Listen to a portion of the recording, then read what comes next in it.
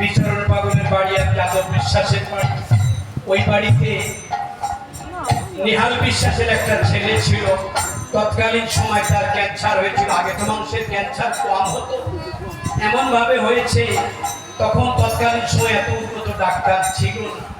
বহু কবিরাজি করে টোরে ছেলেটা যখন মরে যাচ্ছে, বিচরণ তার আগে ঘুরতে বেরিয়ে গিয়েছিল। সবাই মনে মনে ভাবছে, পাগল রে এত খোঁজাখুঁজি করলাম, পাগল আপনার ছেলেটা মরিয়ে যাবে।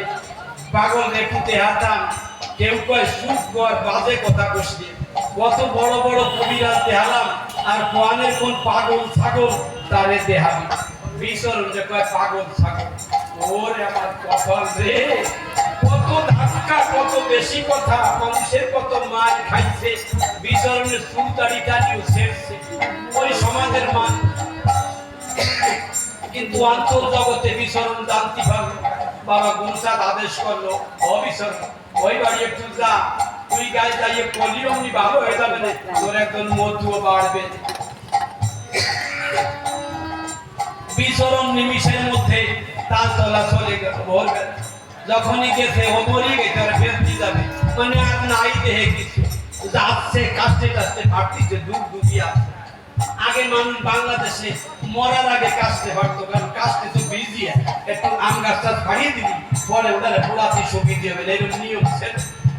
তা যখন ওই কাস্তে ফাটতিছে, বিচরণ গেছে, ওর মা যাইয়া ওই ছেলেটারে বিচরণের পাত্তারে দিয়ে কইছে, আনতাছে না ও বাবা, ও মরিয়ে যাচ্ছে, তোমার যদি কিছু করার থাকে কয় করো।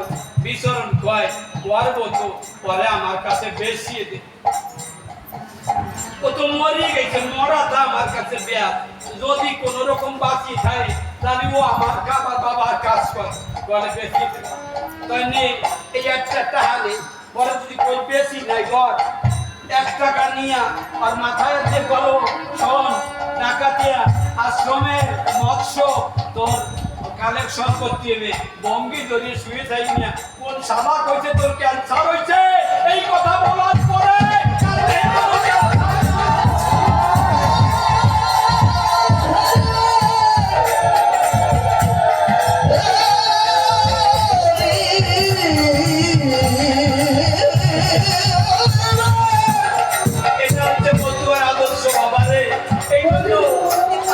সবাই বন্ধু হতে পারি, কিসের বেদি, ও বেদি থাকবে না। এই জন্য আমার শ্রী গোসাই বলছে, ওরে যদি মতুয়া হবি প্রাণে জোড়াবি, মতুয়া হবি জোড়াবি, ওরে যদি মতুয়া হবি প্রাণে জোড়াবি, যদি মতুয়া হবি জোড়াবি, সর্বঙ্গে মাগবি